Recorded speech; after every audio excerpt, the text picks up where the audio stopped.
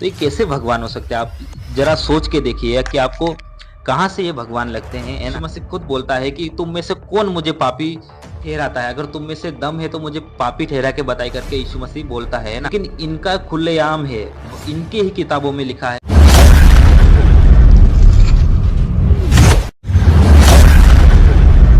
आज एक और बार परमेश्वर ने आप सबके सम्मुख आने का मौका दिया, इसके लिए सारी महिमा परमेश्वर पिता को मिले। तो दोस्तों, आज के वीडियो में भी हम हर बार की तरह एक नए विषय की ओर जाएंगे और बाइबल के एक और रहस्य का खुलासा करने की कोशिश करेंगे। तो आप इस वीडियो में अंत तक बने रहें। तो आज की वीडियो में हम देखेंगे कि परमेश्वर के पुत्र कौन है और मनुष्य की पुत्रियां कौन है ना। उन दोनों के बारे में हम देखेंगे। जो उत्पत्ति की किताब 6 अध्याय उसका 1 से लेकर 4 तक पढ़ते तो वहां पर हमें वर्णन मिलता है ना। तो इसके बारे में हम आज के वीडियो में खुलासा करने वाले हैं। और अगर आप ऐसे ही बाइबल से रिलेटेड और भी वीडियो को देखना चाहते हैं तो हमारे चैनल को सब्सक्राइब कीजिए और बेल आइकन को प्रेस कर दीजिए, ताकि आने वाली वीडियो की नोटिफिकेशन सबसे पहले आपको मिल सके। प्रभु यीशु मसीह आप सभी को आशीष दे। यहाँ पर उत्पत्ति 6 अध्याय में लिखा है उसका 1 से, फिर जब मनुष्य भूमि के ऊपर बहुत बढ़ने लगे और उनके बेटियां उत्पन्न हुई, तब परमेश्वर के पुत्रों ने मनुष्य की पुत्रियों को देखा कि वे सुंदर है, और उन्होंने जिस जिसको चाहा उनसे विवाह कर लिया। तब यहोवा ने कहा, मेरा आत्मा मनुष्य से सदा लो विवाद करता न रहेगा, क्योंकि मनुष्य भी शरीर ही है, उसकी आयु 120 वर्ष की होगी। उन दिनों में पृथ्वी पर दानव रहते थे, और इसके पश्चात जब परमेश्वर के पुत्र मनुष्य की पुत्रियों के पास गए, तब उनके द्वारा जो पुत्र उत्पन्न हुए वे शूरवीर होते थे, जिनकी कीर्ति प्राचीन काल से प्रचलित है ना। तो दोस्तों, जब हमने उत्पत्ति की किताब 6 अध्याय 1 से 4 तक पढ़ा तो यहाँ पर हमें 3 प्रकार की क्रिएशन के बारे में पता चलता है। पहला कौन? परमेश्वर के पुत्र, और दूसरा मनुष्य की पुत्रियां, और तीसरा जो है वो उन दोनों के संबंध से जो पैदा हुई संतान, जो दानव है ना। तो 3 प्रकार की मखलूकात को हम यहाँ पर देखते हैं ना। तो आखिर ये परमेश्वर के पुत्र है कौन, है ना, और मनुष्य की पुत्रियां कौन है ना, जिनसे परमेश्वर के पुत्रों ने संबंध बनाए हैं। परमेश्वर के पुत्र और मनुष्य की पुत्रियों के बारे में और भी अगर हम हन्नोक की किताब में पढ़ते हैं 6 अध्याय में, तो वहां पर हमें पता चलता है। हन्नोक की किताब जो है उसको बाइबल में सम्मिलित नहीं किया गया है यहूदियों के द्वारा, लेकिन हन्नोक की किताब में हमें ये समझने में मदद मिल सकती है कि उस समय हुआ क्या था जब परमेश्वर ने आदम को अदन की वाटिका से निकाला, और नूह और आदम के बीच का समय है, उस समय में क्या क्या हुआ था उसको देखने, उसके बारे में सीखने में हमें बहुत कुछ सीखने को मिलता है। उसके बारे में हमें देखने को मिलता है, जहां से हम जान सकते हैं कि आखिर उस समय हुआ क्या था और परमेश्वर ने क्यों दुनिया को खत्म कर दिया था जल प्रलय से, है ना। जब हम हन्नोक की किताब उसका 6 अध्याय पढ़ते तो वहां पर भी हमें परमेश्वर के पुत्र और मनुष्य की पुत्रियों के बारे में पता चलता है। आइए हम कुछ वचनों को पढ़ेंगे। हन्नोक की किताब उसका 6 अध्याय से पढ़ेंगे। यहाँ पर लिखा है, हन्नोक की किताब उसका 6 अध्याय में 1 से पढ़ते हैं। यहाँ लिखा, और ऐसा हुआ कि जब मनुष्य की संतानें बहुत बढ़ गईं, तो उन दिनों में उनके लिए सुंदर और सुंदर बेटियां पैदा हुई, और स्वर्गदूतों ने जो स्वर्ग की संतानें थी उन्हें देखा और उन पर मोहित हो गए, और एक दूसरे से कहा, आओ हम मनुष्य की संतानों में से अपनी पत्नियां चुने। हन्नोक की किताब उसका 6 अध्याय उसका 1 और 2 वचन पढ़ते तो यहाँ पर क्या लिखा है कि जो जब दुनिया में मनुष्य बढ़ने लगे और पर मनुष्य की पुत्रियां पैदा हुई सुंदर, और तो स्वर्ग की संतान यानी परमेश्वर की संतान थी, उन लोगों ने क्या है आपस में कहा, और वो मनुष्य की पुत्रियों पर मोहित हो गए, और उन्होंने क्या कहा कि आओ हम मनुष्य की पुत्रियों को अपनी पत्नियां बना ले। 3 वचन, और अपने लिए संतान पैदा करें, है ना। और सेम जाजा जो उनका नेता था ने उससे कहा, मुझे डर है कि इस काम को करने के लिए तुम सहमत नहीं होगे, और मुझे अकेले ही इस बड़े पाप का दंड भुगतना पड़ेगा। और उन सबों ने उसे उत्तर दिया और कहा, हम सब शपथ ले और सभी एक दूसरे से शापों से खुद को बांध ले, है ना। तो यहाँ पर एक घटना घटती है कि जब ये लोग गिराए जाते हैं, स्वर्गदूत जो गिराए हुए स्वर्गदूत है, ये क्या करते हैं कि मनुष्य की पुत्रियों को देखते हैं और उस पर मोहित हो जाते हैं। और सेम जाजा जो है वो क्या है, उनका लीडर था वहां पर, है ना। गिराए हुए स्वर्गदूतों का जो क्या करता है, सब लोगों को क्या है अपने स्वर्गदूतों को साथ में लिए और उकसाता है कि आओ हम क्या करें, मनुष्य की पुत्रियों को अपनी पत्नियां बना लेकर के, है ना। ऐसे ही अगर हम हन्नो की किताब उसका 7 अध्याय उसका 1 वचन और 9 अध्याय उसका 9 वचन, 15 अध्याय उसका 2 से 6 पढ़ते, तो वहां पर हमें पता चलता है कि स्वर्गदूत क्या है, माउंट हर्मोन पर उतरते हैं और मनुष्य की पुत्रियों को अपनी पत्नियां बना लेते हैं, उन पर मोहित हो जाते हैं ना। वो वचन मैं यहाँ पर पढ़ना नहीं चाहूंगा क्योंकि बहुत सारा समय हो जाएगा, लेकिन हम यहाँ पर देख सकते हैं ना कि कैसे ये स्वर्गदूत जो है वो क्या है, मनुष्य की पुत्रियों को अपनी पत्नियां बना लेते हैं, है ना।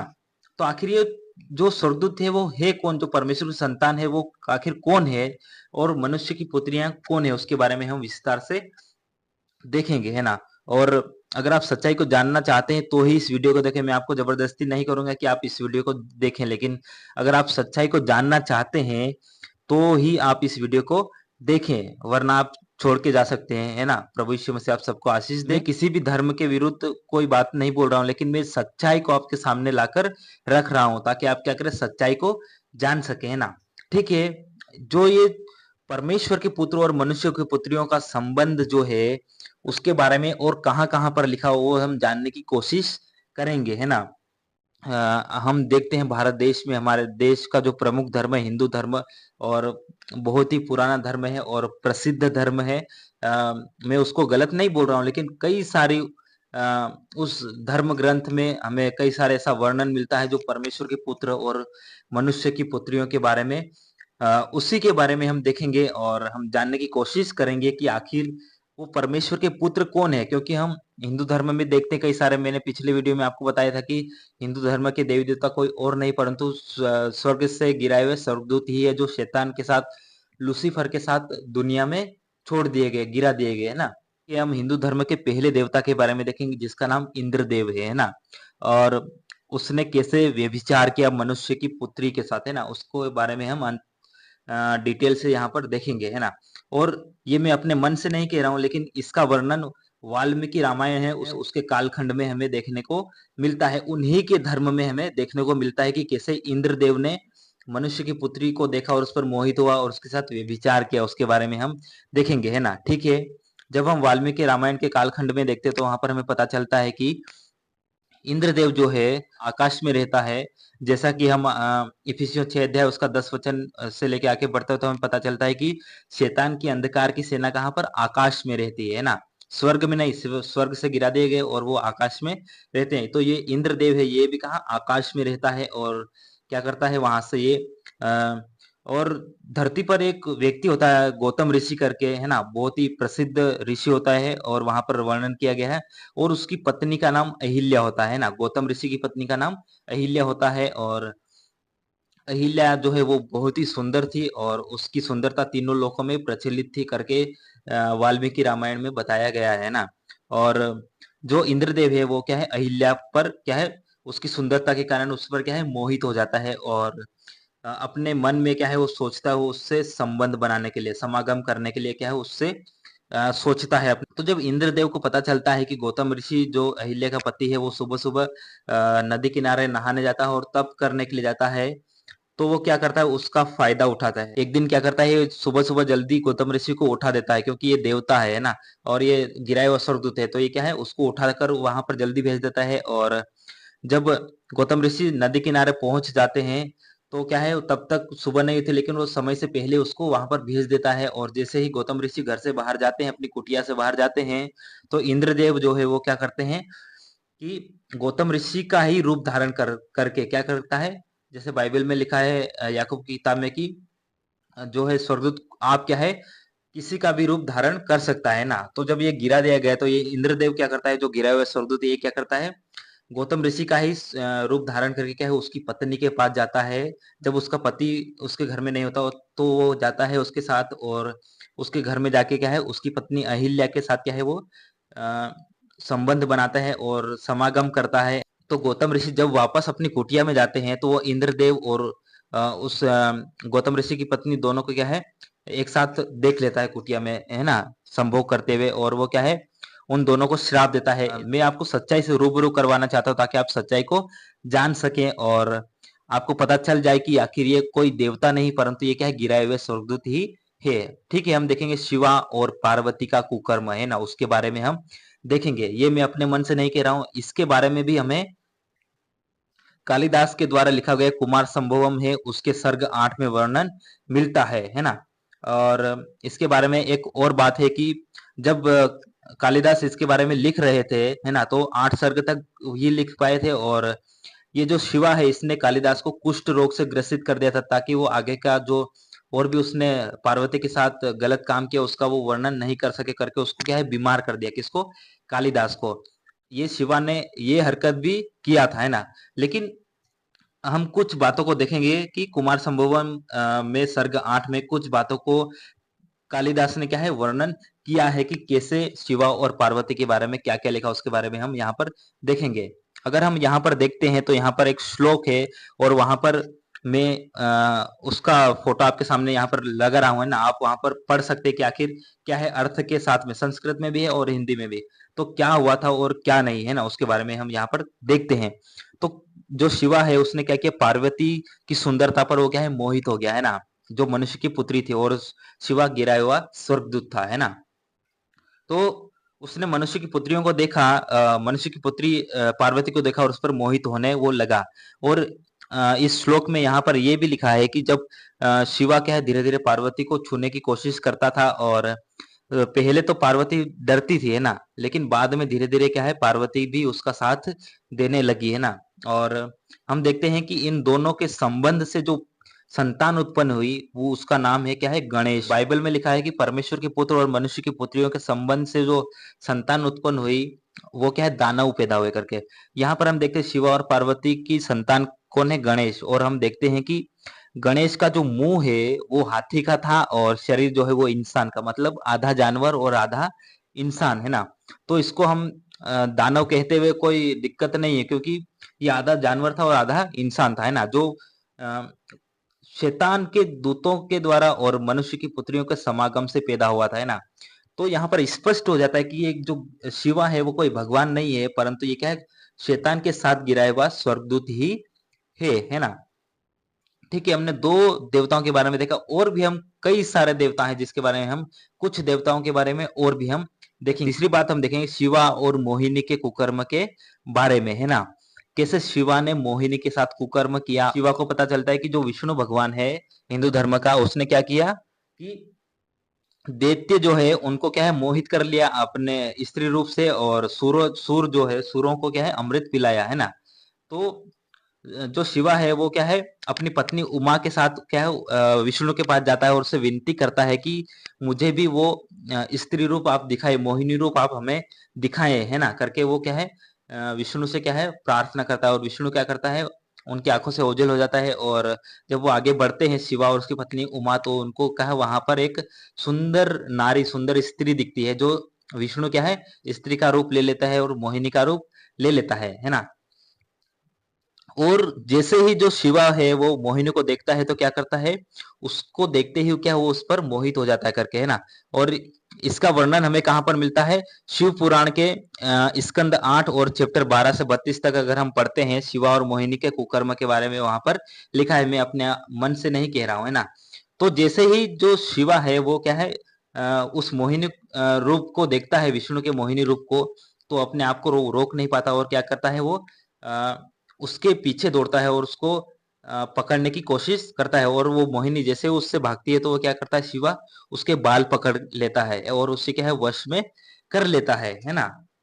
और जैसे ही वो उसको वश में कर लेता है तो क्या करता है उसको वश में करते करके उसके साथ क्या है संबंध बनाता है, किसके साथ, मोहिनी के साथ, जो कि विष्णु का ही रूप थे, है ना। वो विष्णु ही मोहिनी के रूप में उसके सामने आता है। और विष्णु और शिवा के जो संबंध से पैदा होता है वो क्या है अयप्पा नामक एक उसका पुत्र जन्म लेता है ना, जो कि विष्णु और शिव के क्या बोलते हैं संबंध से पैदा होता है, यानी कि और विष्णु जो है वो मोहिनी का रूप ले लेता है ना। तो ये जो दोनों क्या है समलैंगिकता को भी दर्शाते हैं यहाँ पर। तो ये कैसे भगवान हो सकते हैं, आप जरा सोच के देखिए कि आपको कहाँ से ये भगवान लगते हैं, है ना। मुझे समझ में नहीं आता कि आप क्या सोच के इस पर विश्वास करते हैं। बाइबल में हमारा यीशु मसीह खुद बोलता है कि तुम में से कौन मुझे पापी ठहराता है, अगर तुम में से दम है तो मुझे पापी ठहरा के बताई करके यीशु मसीह बोलता है ना, यूहन्ना की किताब में। लेकिन इनका खुलेआम है, इनके ही किताबों में लिखा है, इनका जो हरकतें हैं इनके भगवानों की जो वो सामने ही दिख रही है ना। लेकिन हम जानते हैं कि ये उत्पत्ति 6 अध्याय वाले परमेश्वर के पुत्र है जो गिराए हुए स्वर्गदूत है। लेकिन कई सारे लोग नहीं जानते हैं ना। लेकिन अगर आप इस वीडियो में अंत तक बने रहेंगे तो आपको और भी कई सारी ऐसी बातें जानने को मिलेगी। तो ये शिवा भगवान कैसे हो सकता है? ये मनुष्य की ओर आकर्षित होता है, मनुष्य की पुत्रियों की ओर आकर्षित होता है, तो ये कैसे भगवान हो सकता है ना। और हम चौथा जो देखेंगे उसके बारे में तो देख के मेरा दिमाग ही खराब हो गया और दिमाग काम करना बंद कर दिया। क्योंकि ये जो भगवान जो अपने आप को कहता है सृष्टि का निर्माता कहता है करके, है ना, हिंदू धर्म में, है ना, कि मैं ही ब्रह्म हूं करके, ब्रह्मा, भगवान ब्रह्मा के बारे में भी हम कुछ बातों को देख लेते हैं। अपनी ओर से नहीं कह रहा हूँ, हर बार की तरह मैं बता रहा हूँ कि आपको इसका भी वर्णन में उन्हीं की किताब ब्रह्म वैवर्त पुराण और मत्स्य पुराण, दो उनके पुराण है, उनके पुराणों में ही इनका वर्णन हमें मिलता है ना। किसका? ब्रह्मा और उसकी पुत्री सरस्वती का कुकर्म, है ना। अपनी ही पुत्री के प्रति आकर्षित होने वाला कैसे भगवान हो सकता है? ये खुद ही क्या करता है? अपनी ही पुत्री के प्रति क्या है? आकर्षित होता है। और क्या क्या करता है उसके बारे में हम देखेंगे। तो यहाँ पर हमें ब्रह्म वैवर्त पुराण और मत्स्य पुराण में पढ़ने को मिलता है कि जो भगवान ब्रह्मा है उसने क्या है, सरस्वती को अपने तेज से उत्पन्न किया था, है ना। अपनी बेटी को अपने तेज से उत्पन्न किया। और सरस्वती वो क्या है, विद्या की देवी करके पूजा जाता है ना, सरस्वती को। और ब्रह्मा को त्रिदेव, है ना, जो सृष्टि का निर्माता बोलते हैं इसको, है ना। लेकिन क्या सच में वो सृष्टि का निर्माता है या कुछ और, उसके बारे में हम यहाँ पर देखेंगे, है ना। तो आप बने रहे वीडियो में। तो ब्रह्मा ने सरस्वती को अपने तेज से उत्पन्न किया और उसको क्या है, विद्या की देवी बनाया। और जैसे ही ब्रह्मा ने देखा कि सरस्वती सुंदर है और विद्या है उसके पास और उसके पास बुद्धि है, तो क्या है, वो अपनी ही पुत्री पर क्या है, मोहित होने लगा। उस पर ही क्या है, वो आकर्षित होने लगा, है ना, सरस्वती की ओर। और जब सरस्वती को इसका पता चलता है कि मेरे पिता जो ब्रह्मा है वो क्या है, मेरे प्रति आकर्षित होने लगे, तो वो क्या है, ब्रह्मा से भाग कर वो क्या करती है, आकाश में जाकर छिप जाती है ना। आप ये मैं अपनी ओर से नहीं बोल रहा, ये आप खुद ही देखना और पढ़ के देख लेना, है ना। तो ये जो सरस्वती है वो क्या है, अपने पिता ब्रह्मा से क्या है, भागकर वो आकाश में छिप जाती है। लेकिन ब्रह्मा अपने 5वें सिर के द्वारा क्या है, उसे आकाश से भी ढूंढ निकालता है और उसको ढूंढ निकालता है और उसके साथ क्या है, व्यभिचार करता है। और इन्हीं की किताब में लिखा है कि ब्रह्मा सरस्वती के साथ क्या है, 100 वर्ष तक जंगल में क्या है, कुकर्म करता है, उसके साथ व्यभिचार करता है 100 वर्ष तक, है ना। और ब्रह्मा और सरस्वती का एक पुत्र उत्पन्न होता है जिसका नाम मनु होता है ना। अब आप मुझे ये बताइए कि ये जो भगवान है खुद अपनी बेटी, जिसने अपनी बेटी को उत्पन्न किया, उसके साथ ही क्या है, व्यभिचार कर रहा है और उसके द्वारा एक पुत्र भी उत्पन्न हुआ और 100 साल तक व्यभिचार करता। कौन? भगवान ब्रह्मा, है ना, हिंदू धर्म का। हमने यहाँ पर 4 भगवानों के बारे में, पहला इंद्रदेव और गौतम ऋषि की पत्नी के बारे में, दूसरा शिवा और पार्वती के बारे में, तीसरा शिवा और मोहिनी के बारे में, और चौथा ब्रह्मा और सरस्वती के बारे में हमने यहाँ पर डिटेल से देखा कि तो गिराए हुए स्वर्गदूत ही थे, है ना। और भी हम देखेंगे आगे, लेकिन मैं उसको डिटेल से नहीं बताऊंगा, मेरे ख्याल से वीडियो ज्यादा लंबा हो जाएगा। लेकिन आप पढ़ सकते हैं, हिंदू धर्म में ही लिखा है ना। 4 के बारे में हम 5वें के बारे में देखें, 5वां भी हम देखें, इंद्रदेव और ऋषि रूपांगद की पत्नी मुकुंदा का कुकर्म भी देखते हैं हम यहाँ पर। वो इंद्रदेव क्या करता है, रूपांगद की पत्नी के साथ भी क्या है, व्यभिचार करता है। और छठा देखेंगे, चंद्रदेव और बृहस्पति की पत्नी तारा का कुकर्म, उसके बारे में भी हम देखते हैं ना। और 7वां देखते हैं, चंद्रदेव और हेमावती का कुकर्म, उसके बारे में भी हम देखते हैं ना। मैं डिटेल से आपको बता सकता हूँ लेकिन मेरे ख्याल से वीडियो बहुत लंबा हो जाएगा, इसके लिए मैं आपको शॉर्ट में बता रहा हूँ। आप अच्छे से जाकर आप स्टडी कीजिए और सच्चाई को जानिए, मेरे कहने से ही विश्वास मत कीजिए। आप खुद भी जाकर चेक कीजिए कि क्या मैं सही बोल रहा हूँ या गलत बोल रहा हूँ, है ना। तो हमने 7 प्रकार के देवताओं के बारे में देखा हिंदू धर्म के, और जो खुद ही क्या है, स्त्रियों की ओर आकर्षित होने लगे, है ना। तो ये कोई और नहीं, उत्पत्ति 6 अध्याय वाले परमेश्वर के पुत्र ये, जिन्होंने मनुष्य की पुत्रियों को देखा और क्या है, उसके साथ उस पर मोहित हो गया और उसके साथ व्यभिचार किया है और संतानें उत्पन्न करी करके, है ना। ये केवल हिंदू धर्म में, हम और भी धर्मों में देखेंगे कि और कौन कौन से भगवान है जो अपने आप को भगवान तो कहते हैं लेकिन वो असल में क्या है, गिराए हुए स्वर्गदूत है और लोगों को क्या है, भरमा रहे हैं ना, ताकि क्या है, लोग सच्चे परमेश्वर को नहीं पहचान पाए करके, है ना। हिंदू धर्म में कई सारे देव देवता है ना, ये सारे हमने आपको वचन के साथ बताया है ना, हिंदू धर्म की किताबों से ही आपको बताया और इनकी हरकतें बताई ताकि आप सच्चाई को जान सकें। और लोग, कई सारे लोग इनको भगवान मानते हैं, लेकिन क्या सच में ये भगवान है या कोई और है, उसका निर्णय मैं आपके ऊपर छोड़ता हूँ। और अगर आपने इस वीडियो के द्वारा आशीष को पाया है तो इस वीडियो को अपने तक ही सीमित न रखें, परंतु मेरे और भी भाई बहनों के पास आप शेयर कीजिए। और अगर आप बाइबल से रिलेटेड और भी ऐसे वीडियो को जानना चाहते हैं तो इस चैनल को सब्सक्राइब कीजिए और बेल आइकन को प्रेस कर दिए ताकि आने वाले वीडियो की नोटिफिकेशन सबसे पहले आपको मिल सके। प्रभु यीशु मसीह आप सभी को आशीष दे। सबको जय मसीह की।